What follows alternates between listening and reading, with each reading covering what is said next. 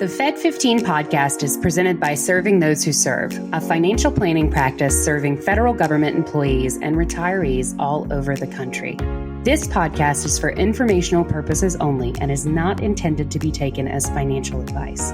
All listeners should consult their personal advisors before taking any action. The opinions expressed by our hosts are their own and do not reflect the views, policies, or position of either Raymond James or Serving Those Who Serve.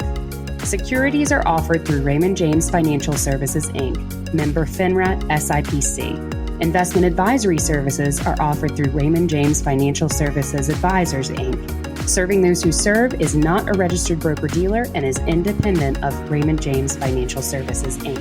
Happy New Year and welcome to the Fed15 podcast. Yes, we're back for another year, presented by Serving Those Who Serve. Each week, we discuss the latest news and info the Feds need to know in 15 minutes-ish or less. So whether you are a seasoned federal employee or just starting out in your career, Fed15 has you covered. So grab your coffee, your energy drink, your green juice, whatever gets you going. Kick back, and we'll tell you what you need to know but might have missed. We're your hosts, Dan Sipe, and I am joined by the iridescent Katelyn Murray. Hello, everybody. Here in 2026. New Absolutely. Year, same great podcast. Indeed. So today we are kicking off the year with some good information, right? Feds, if there's one thing that Feds want to know from us, Dan, I feel like it's always what is the best, most ideal, perfect, glowing day for me to retire, right? Indeed. And so Dan Sipe is going to give you that one singular answer that fits everybody today. Just kidding. Just a joke, right?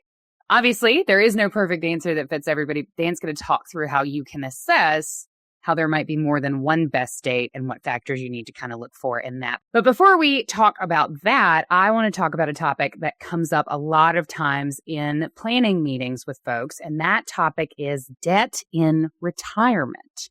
Yep. Can I retire if I still have debt? So I'm going to talk about that for a little bit, and then we'll talk about your best day to retire. Absolutely. Dan will give that knowledge to us.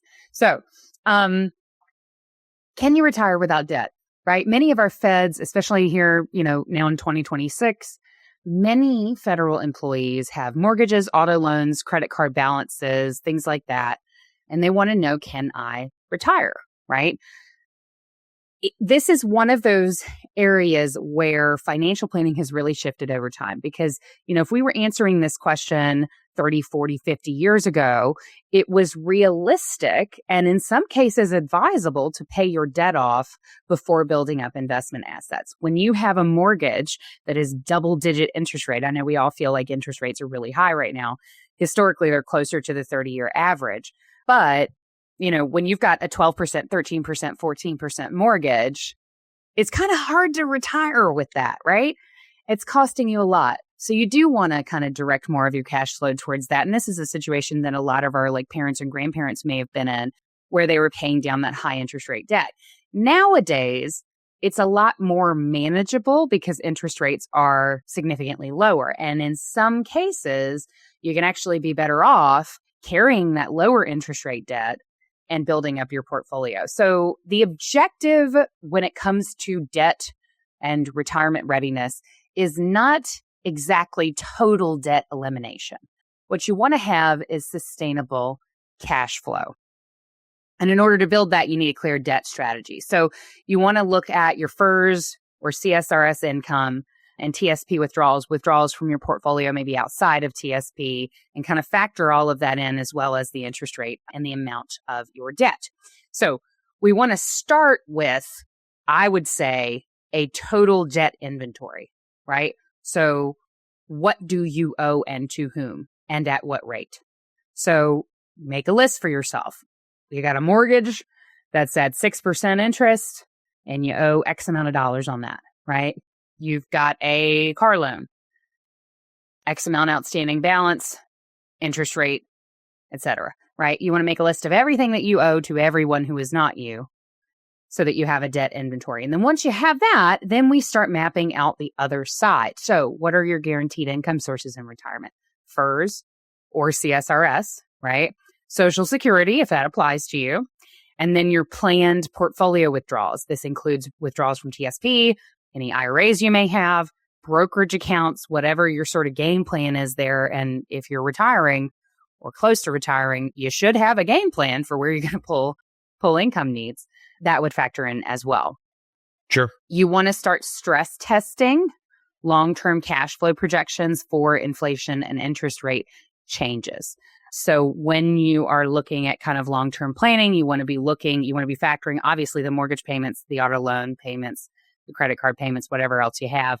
You want to factor that into your cash flow on the outgoing side so that you can test to make sure that the incoming side, when adjusted for COLA and things like that, that it will jive, right? In my opinion, in most cases, we can never make blanket statements on this podcast or in this industry. In Absolutely. most cases, you probably don't want to retire with credit card debt because of that interest rate thing I mentioned earlier. Most credit cards, I mean, what is it, like 20, 22, 24% interest? Or higher. Yeah, you really can't be carrying that kind of high interest rate debt. A mortgage that's financed at 6% is totally different than a credit card that's, kind of revolving at 24%. Okay. So that would be my kind of pro tip there. As far as how do we deal with that? Okay. I've done a cash flow analysis and I can't afford to carry this debt into retirement. So how do I get ready? Right. You want to look at different payoff methods for your debt, right? So high interest debt, like those credit cards, you want to make sure that you're erasing that, right? Because that's going to really erode your retirement income very quickly. Options that you can look at, rate reductions through lenders. Sometimes if you call your lenders and you explain the situation to them and you explain, look, I don't have the money to pay you this, you can negotiate a lower rate. I know it sounds crazy, but they'd rather get something from you than nothing. And if you file bankruptcy, they get nothing. 0% balance transfers. This can be a good solution provided that you have a plan to pay it off in the 0% period. This is where you get offers from folks who are like, if you take out this credit card with a 0% balance transfer offer for a year, you get to move your debt over. Typically, there is an upfront fee of 3% or 4% or 5%. Oh, yeah. So there is an upfront fee that's associated with that, but then you get 0% interest for 12 months. If you can chop up that debt into 12 monthly installment payments and get that knocked out before that rate expires, it can be viable, right? It can be a helpful tool. But things that you want to keep in mind is if you're doing a 0% balance transfer on a new credit card, you're dinging your credit because you're opening a new credit card, right? There are, by the way, 0% balance transfers on your existing credit cards. And you can check for those offers through your credit card online dashboard. And they do come up periodically. I see them very frequently. And full disclosure, I have used them in the past to finance things with basically a 0% loan. But you got to factor in that upfront fee, right? But often a 3% upfront fee, if used correctly, is a great financing rate in today's market, all right? The third option is personal loan consolidation. And this one is a little tricky because you're taking out a new loan to consolidate, and often the interest rates are quite high. Here's where that could make sense. If it's decreasing your total monthly cost of the debt that you're carrying. So this is really for my people who have multiple credit cards that are maxed out, right? A personal loan consolidation can help you consolidate that debt at a lower monthly payment, which allows you to free up more of your cash flow to actually pay down the principal. You want to be careful with these because they are sold like snake oil and they only really make sense in unique circumstances. So you want to be careful with the personal loan consolidation.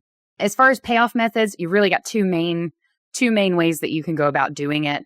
One is targeting the higher interest rate, whatever your highest interest rate debt is first, and paying minimum monthly payments on all your other debt, and then directing all your excess cash flow that you can afford towards that highest interest debt. That's my preferred way because it's going to save you the most money over the long term.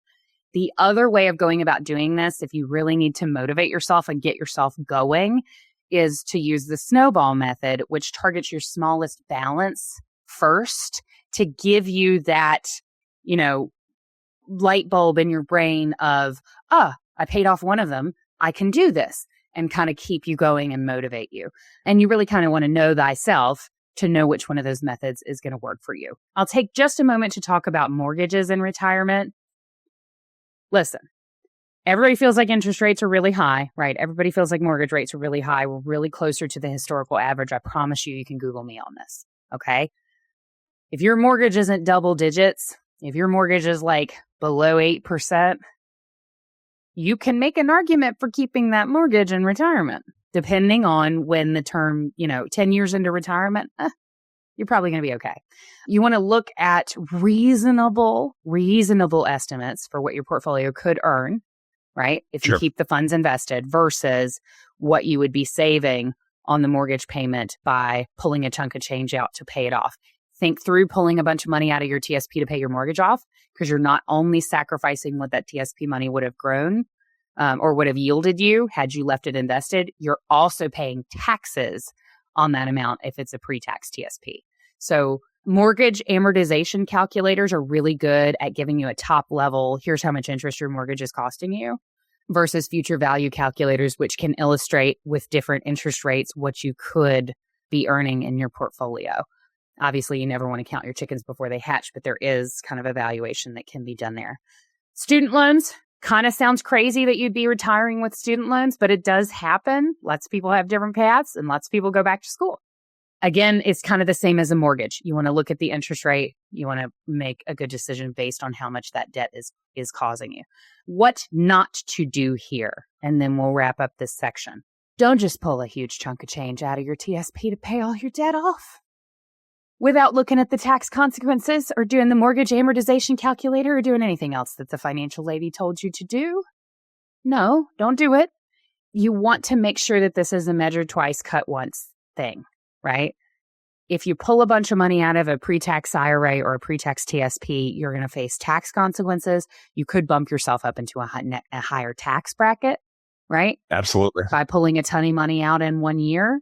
Like, you really want to make sure that you've got a plan on that. And you also want to be really careful of solutions that lower your monthly payments, but extend debt duration and increase the total cost of your debt.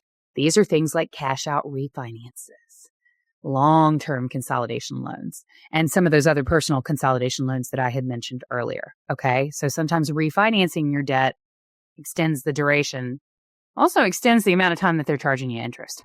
Okay. Very true. So think through those kind of quick and easy debt solution things. I think bottom line, if you are in a situation where you have a significant amount of debt or just an amount that makes you concerned, because that amount's going to be different for everybody, and you're looking at retirement within the next 3 to 5 years, I think it's definitely worth reaching out to a Fed-focused financial advisor who can sit with you and say, okay, this debt here is okay to retire with, and you've got a plan to pay that off, and here's the cash flow chart and how all that ties out.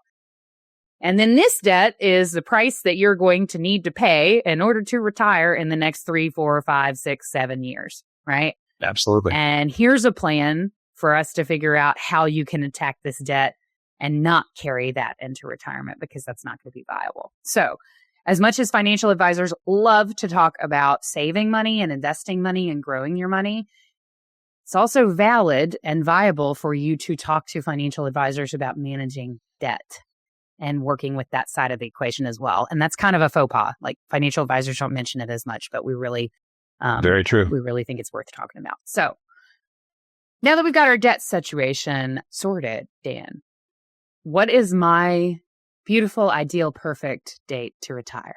I can say absolutely unequivocally, it depends. So what we're going to cover in this is not going to be, hey, here are the dates you should go. I want you to understand the rationale behind them.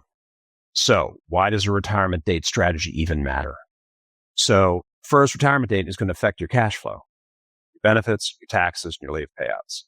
And selecting the right date can actually reduce income gaps and maximize retirement value. Now, I have to put a massive disclaimer on this. There are some of the biggest backlogs in the history of modern government right now. So the timetables that I'll be talking about here, you probably are not going to experience them if you are retiring now. You are going to have delays in getting your interim payment. You're going to have delays in getting the final adjudication of your retirement package. But these strategies still carry over. Okay. These delays are structural and they will eventually grind through the system. So, first thing to understand is there can actually be more than one best date, but there are three key timing considerations for selecting your date. So, for example, the end of the pay period, more leave. So you get full annual and sick leave accrual when that full pay period is worked. So retiring the mid-pay period results in forfeiting some accrued leave for that period. So typical loss for a mid-pay period retirement, 8 hours of annual leave and 4 hours of sick leave. Don't do it if you don't have to. End of the month, you, under normal circumstances, avoid gaps because ideally the FERS annuity payments begin the first day of the month after retirement. So retiring at the end of the month, 30th to 31st, depending on how the month ends, prevents a gap between the final paycheck and the first annuity payment. That's fairly important for a lot of people. End of the leave year, you maximize the lump sum. The leave year begins with the first full biweekly pay period of the calendar year and ends before the first biweekly pay of the next new year. So here's the one specific date that I'm going to mention in this piece, and this is not everybody's recommendation. I want to be clear about that. This is not telling everybody to go after this. So for OPM, 2026 leave year starts January 11th of 2026 and ends January 9th of 2027. So let's talk about these annual and sick leave payouts and the calculations that go into them. So unused annual leave up to 240 hours is paid up or is paid and can be paid as at a lump sum at retirement. You can also carry what you've accumulated during the year in your use or lose leave. So once you've stocked that 240, pretty much the rest of your leave is use or lose. And I always have to plug this. We've got an article that I wrote about how to get an extra year of service by handling your sick and annual leave strategically during the course of your career. You want to check it out. So again, hours above 240 fall into that use or lose. Okay. For 2026, the use or lose deadline is November 28th. Retiring before the end of a leave year helps to prevent forfeiting excess hours. So if you go over into that next leave year, if you had taken no leave that year, that's lost from your payout. So something to keep in mind.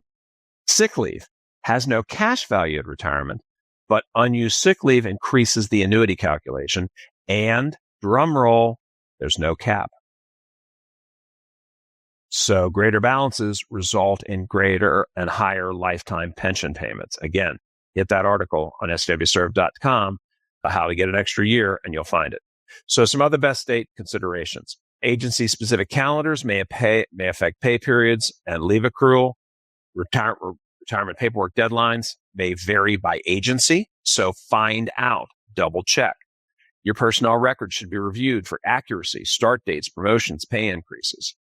And some time-tested CFP, pre-retirement planning considerations, verify pay period and leave year timing, identify annual and sick leave balances, understand the tax treatment of retirement-related payments. If you're not familiar with them, check us out. Hit us up at STWS.com. We will help you any way we can.